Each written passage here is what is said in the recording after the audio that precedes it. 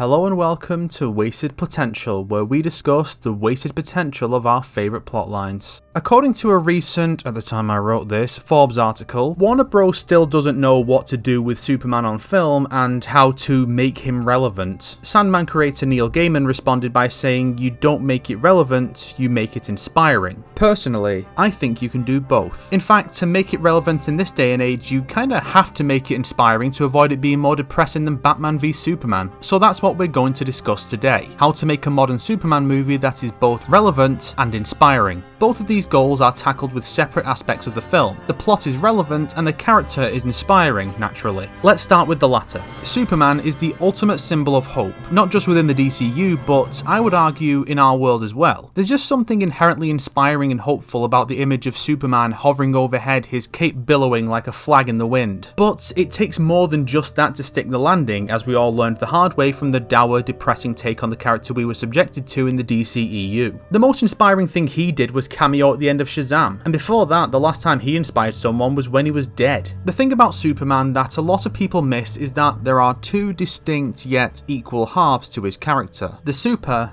and the man. The super is the power set, the thing dumb teenagers want to see used to rip people apart. But the man is really the most important part. It's the personality behind the power. This part is the reason why many people's favourite versions of Superman are Christopher Reeve, DCAU, and All-Star Superman. It's the man with extraordinary powers that, rather than defining him, simply enable him to do the right thing, which is what truly defines him. It's why Injustice and Zack Snyder's takes miss the mark so much. Let's put it this way. There were two major crossovers between Marvel and DC. The first painted Superman as a counterpart to the Hulk because both are super strong and stuff. The second painted him as such to Captain America because both are noble, inspiring leaders of their respective teams who do the right thing simply because it is the right thing. And the latter was far more interesting for it. For an idea of how to characterize him, there's a short fan film called One-on-One. It's a simple story about Clark Kent talking with a young woman in a park. We never see him in costume nor using any of his powers. It's just Clark Kent talking with a cynical young woman who doesn't believe in Superman.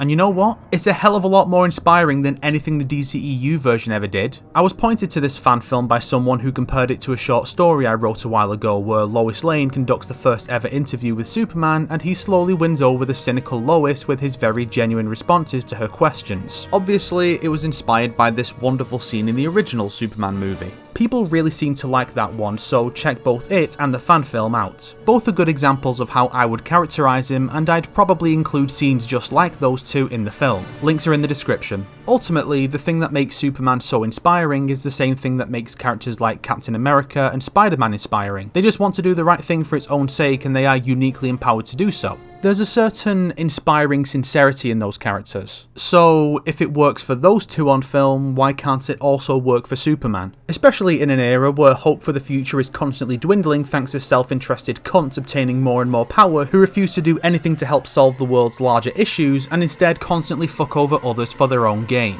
And on that note, let's talk about how to make Superman relevant. I feel that the desire to make the Big Blue Boy Scout relevant has crippled a number of attempts at bringing this character to life in the past, and I don't think he necessarily even needs to be that, but if one must do that, it really isn't difficult. Once again, Superman is a symbol of hope. How do you make a symbol of hope relevant in 2020? Well, what reasons do people in 2020, particularly Americans in 2020, have to feel a lack of hope? Maybe having an egomaniacal billionaire in the White House transparently using the presidency purely to advance his own self-interested business goals? Or daily instances of innocent people being hurt or killed by psychopaths with needlessly devastating weaponry, which the aforementioned billionaire and his staff are seemingly doing nothing to combat?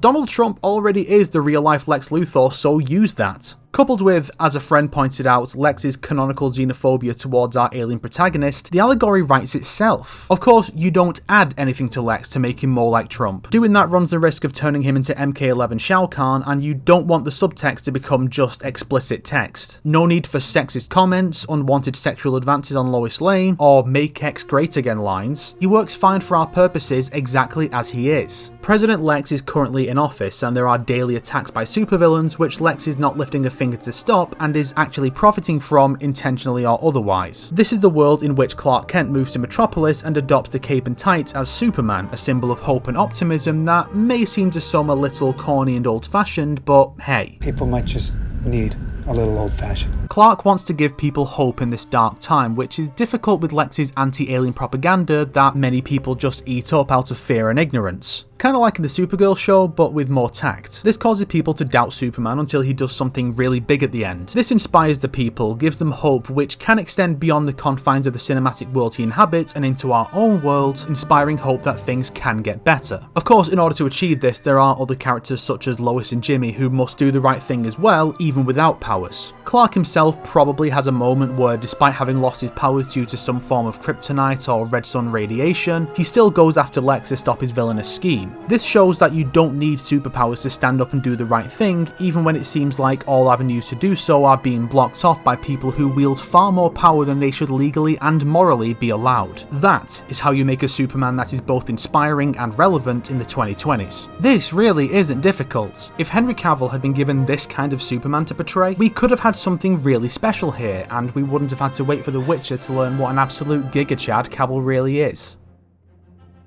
If you liked this video, why not subscribe and support me on Patreon like these fine people here? If not, then make sure to share it with your enemies so they can suffer along with you.